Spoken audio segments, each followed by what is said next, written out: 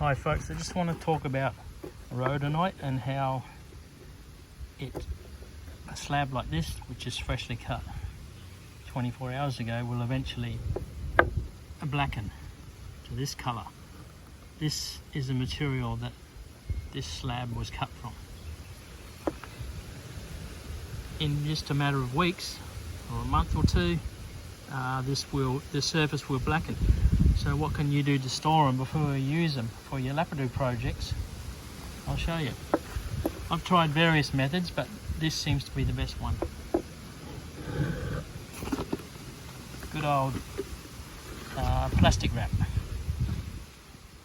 Just wrap the slab fairly tightly as you would a sandwich or any other food.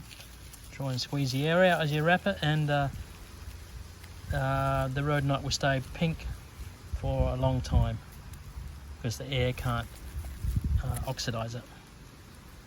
So there you go.